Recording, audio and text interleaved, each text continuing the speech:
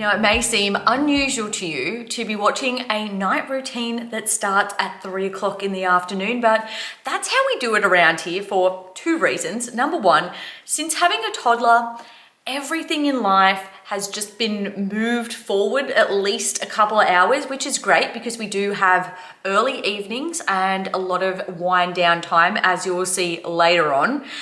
And then also we have our walking the dog ritual at 3 o'clock every afternoon, which means that by like 1:30, he is sitting at the back door harassing me to go for his walk. So we're going to get things ready and go for a lovely afternoon stroll to kick things off. Grab yourself a cuppa and let's get into a cozy evening.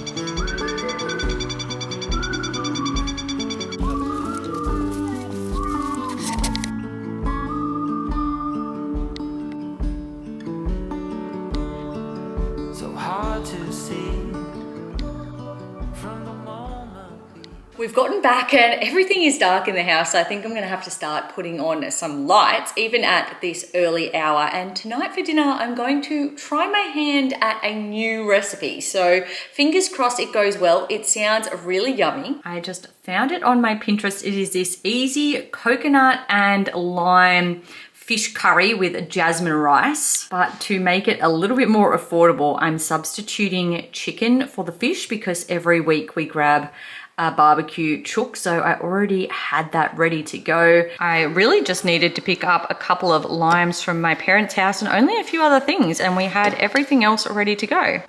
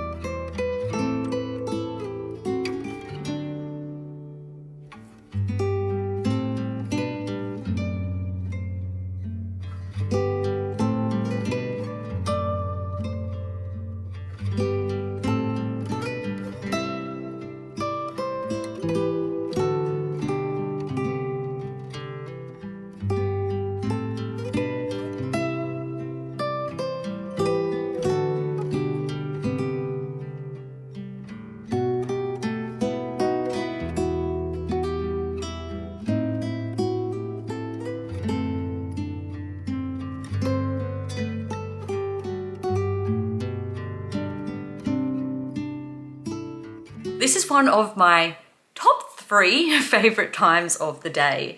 Dave and Hunter are playing and doing a bit of reading, and I am going to have a lovely, relaxing shower.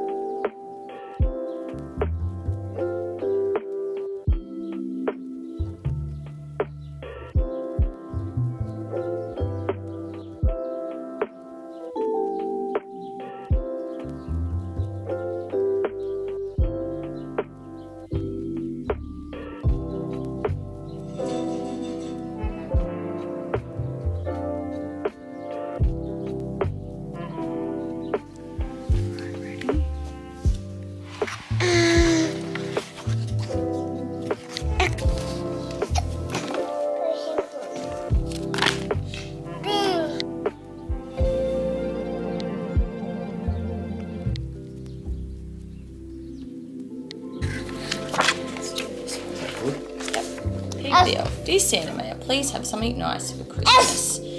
From Trevor. P.S. Love you so much. Oh, Christmas Eve, that most merry.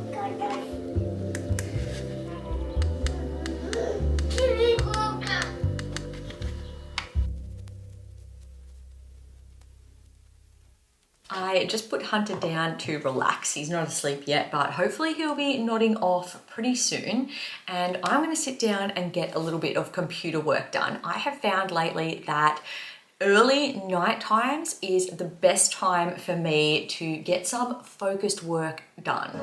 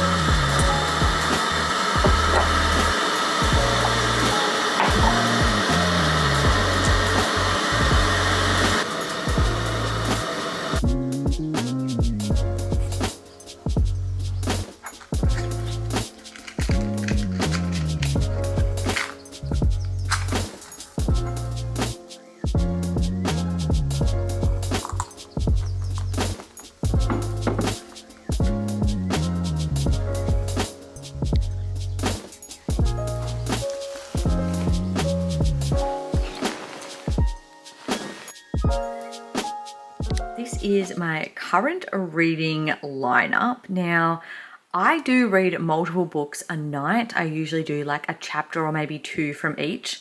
I'm probably not going to do all of these. I will maybe pick half and make that my half for tonight, and then tomorrow night I will switch over to the other half.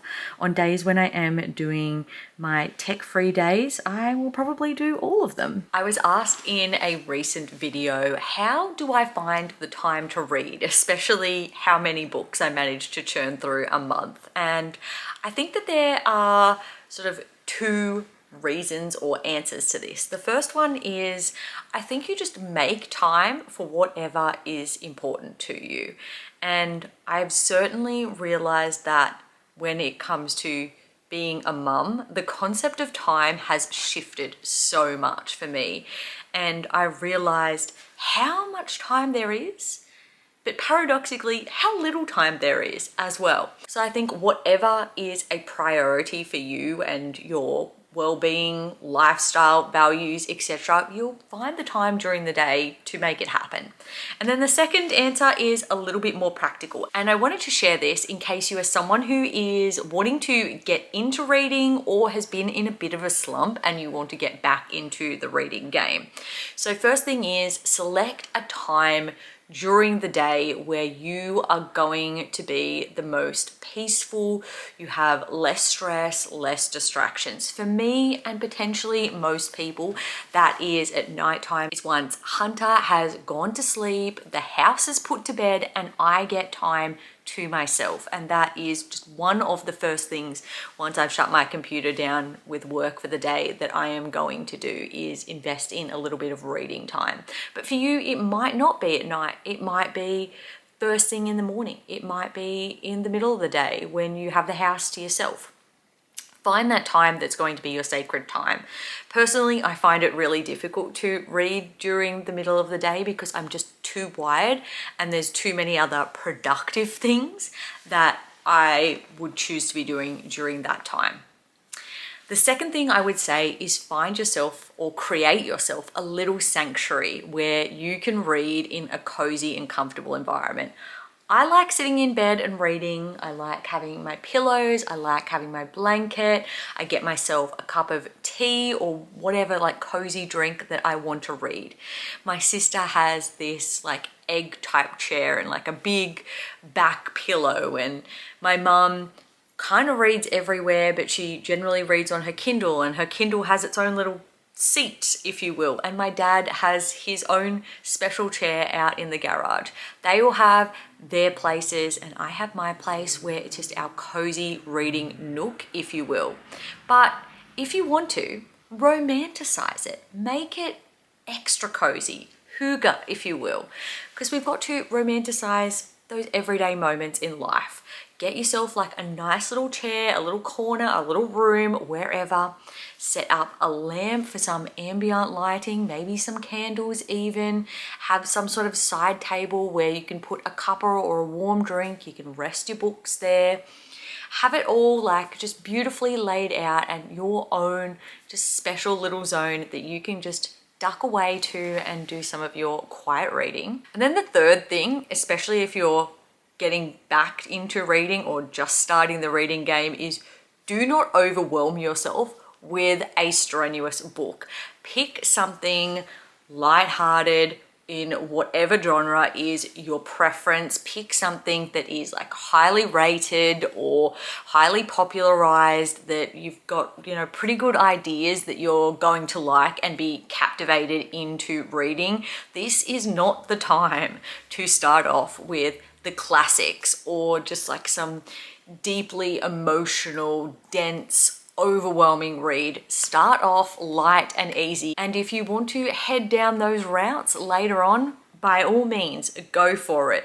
But we need to like sort of delve into it a little bit more, work our way up to that sort of strenuous stuff. And my fourth tip, and this is kind of optional, but I do feel like it helps, is have other people, whether it's friends, family, a book club, your online community, whoever, that you can bounce ideas off of and talk about books. Truthfully, I don't have a lot of friends who read. My friend Claire and I are kind of like have similar tastes in books, and I feel like that really helps in terms of sharing some of the things that we liked and disliked, and loaning each other books is fun as well.